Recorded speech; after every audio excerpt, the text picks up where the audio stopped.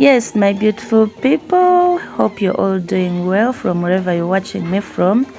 Usually we see our matoke already in the market, sometimes when I'm peeling, but today we are right in the garden, banana plantation, and we are going to be harvesting some matoke. You know, well, it's my favorite, guys. Once I don't eat matoke, I never know that I've eaten food. That's how a banana plant looks like before we get it as food. That's where it comes from. We are trying to separate the matoke with the banana leaves. There are two plants already, so it was kind of removing it at a go. Though what you have to do first, you have to cut the stem before you proceed. So since we had to do some separation, that's why you're seeing we are trying to get the banana leaves away from it. And then after cutting the stem, we had to do some pulling it down. You have to be careful not to beat yourself. Good enough there is someone helping around. I am behind the camera, guys. I wanted to show you this fully so that you don't miss out anything how it's done in African village. The first thing you do is to remove the banana leaves. Why? We need them. They are the ones we use to prepare our staple food in Africa. Now in Kampala they are expensive. Can you imagine? They goes for 500 to 1,000, meaning they are costly, and yet in the village they are free. When you're done, that's when you cut off your banana from the stem or from the plant, call it whatever you want. So you cut it off and you just remain with the bunch itself. That's the matoke. I want you to look at it carefully and distinguish it from plantain. Most of you confuse plantain and matoke, so I want to tell you a simple difference between these two. Plantain here in Uganda, we use it as a snack. It's sold more so in supermarkets, and for those ones who use it, they sell it as a street food.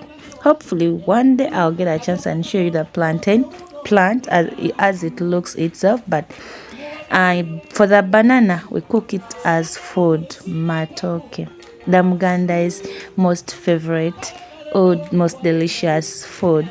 So after cutting our banana, we proceed and cut off the stem to put it down, not to cause the insects or the pests to come and spoil the banana matoke. Once you leave it like that, there are pests that will enter inside and it will affect the remaining plants. So you have to cut it down, down to the ground.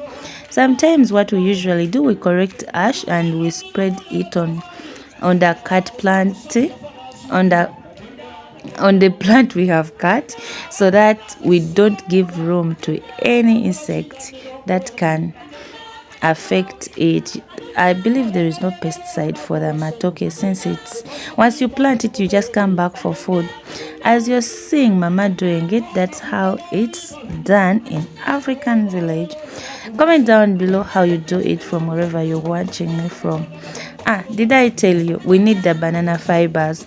Before you start all that, what you go for first is the fibers. Hope you're seeing me taking it from there. Yes, we also need the fibers as well to prepare our meal.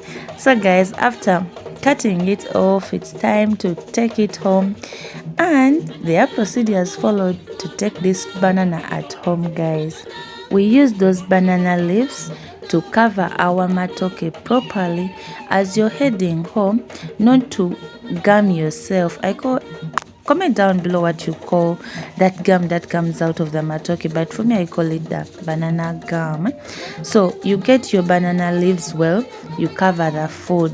It helps you not to spread your clothing with the gum, and as well not to harm your head. So guys, I'm going to be lifting it to take it home. But as you're lifting it, there is a protocol followed. There is a side that goes behind and the side that's supposed to be in front. It's not just a matter of carrying it. This is where the logic comes in. You saw how I was carrying it? It was the opposite. It was a wrong way. So where you cut it from, it's supposed to look behind. Why? I can't tell, and they also don't know, but traditionally that's how it's supposed to be carried.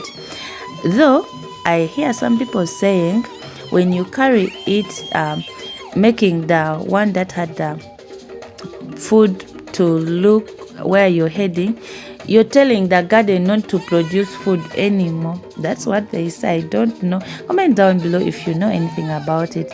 So let's take our food home, guys. Come along so that you don't miss out more explanations about harvesting matoke. It's not just a matter of getting it from the garden. All right, as we reach home, we have to remove it from the bunch and separate it. The first thing, you don't just remove it, remove that from the upper side where your plant was looking, I should say.